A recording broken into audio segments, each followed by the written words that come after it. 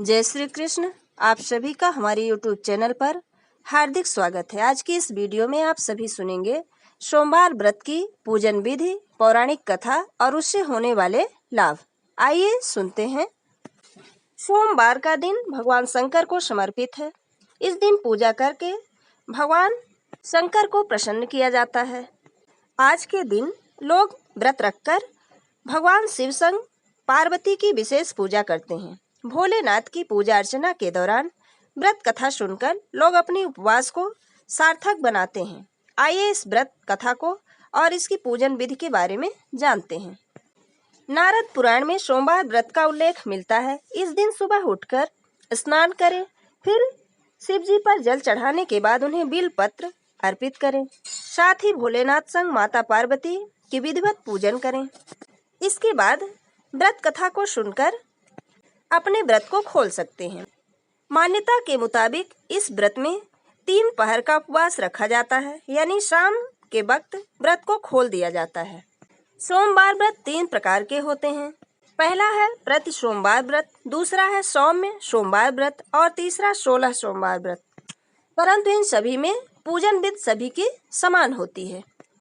पौराणिक कथा के अनुसार एक समय की बात है कि किसी नगर में एक साहूकार रहता था। उसके घर में धन की तो कोई कमी नहीं थी, लेकिन उसके कोई संतान नहीं थी। इस कारण से वह बहुत दुखी रहता था।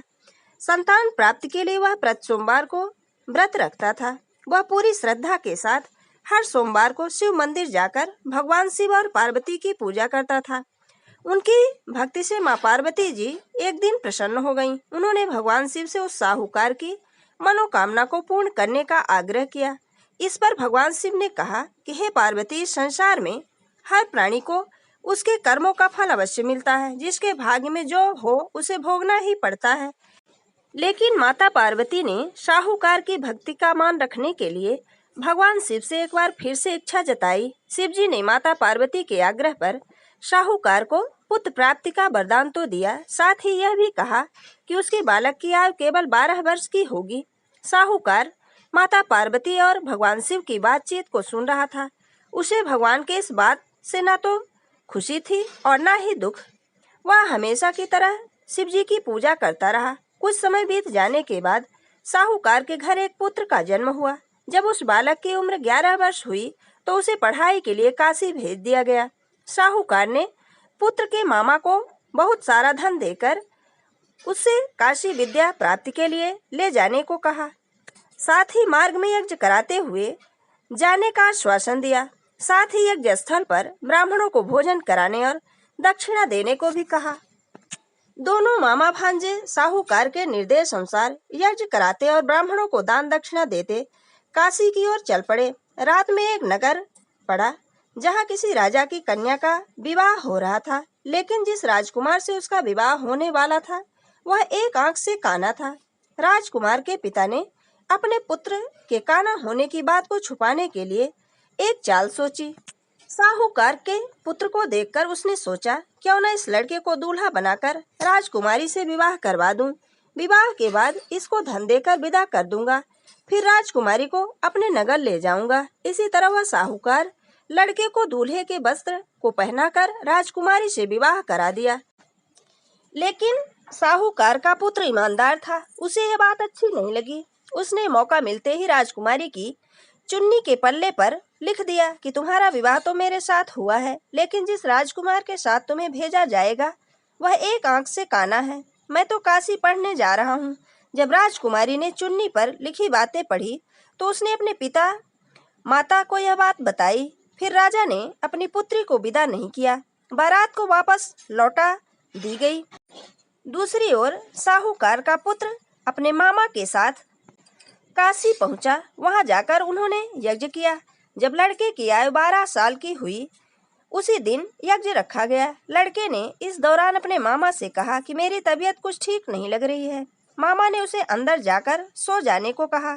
शिव जी के वरदान के अनुसार कुछ ही देर में उस बालक के प्राण निकल गए। भांजे को मृत देखकर उसके मामा ने विलाप करना शुरू कर दिया।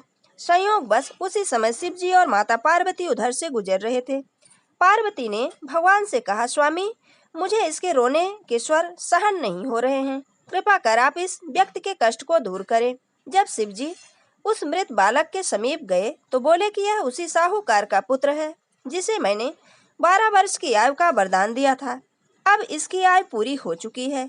लेकिन मातृभाव से विभोर माता पार्वती ने कहा कि हे महादेव, कृपा कर इस बालक को और आयु देने की कृपा कीजिए, अन्यथा इसके वियोग में माता पिता भी तड़प कर मर जाएंगे। माता पार्वती के आग्रह पर भगवान शिव ने बालक को जीवित होने का वरदान दिया। शिव जी की कृपा से उस लड़के को पुनः जन्म प्राप्त हुआ। इस तरह शिक्षा समाप्त कर लड़का मामा के साथ अपने नगर की ओर वापस निकल पड़ा। दोनों साथ चलते हुए उसी नगर में पहुंचे जहां लड़के का विवाह हुआ था। राजा ने लड़के को वहां पहुंचते ही पहचान लिया। फिर महल में ले जाकर उसकी खूब खातिरदारी की और अपनी पुत्री को विदा किया। इधर भूखे प्यासे रहकर साहूकार और उसकी पत्नी अपने बेटे की प्रतीक्षा कर रहे थे। उन्होंने अपने बेटे की मृत्यु का समाचार मिलने पर स्वयं प्राण त्याग देने का प्रण कर रखा था, परंतु अपने बेटे के जीवित होने का समाचार पाकर वह बेहद प्रसन्न हुए। उसी रात भगवान शिव ने साहूकार के स्वप्न में आकर कहा, हे श्रेष्ठी, मैंने तेरे सोमवार के व्रत करने से और व्रत कथा सुनने से प्रसन्न होकर तेरे पुत्र को लंबी आयु का वरदान दिया है। जिस प्रकार भगवान भोलेनाथ साहूकार के ऊपर कृपा करते हैं, उसी प्रकार से कथा सुनने वालों के ऊपर भी कृपा करें। ये थी सोमवार व्रत की पौराणिक कथा। अगर हमारा ये वीडियो आपको अच्छा लगे तो लाइक जरूर करें और मित्रों के बीच में शेयर करना बिल्कुल ना भूलें। जय श्री कृष्ण। धन्यवाद।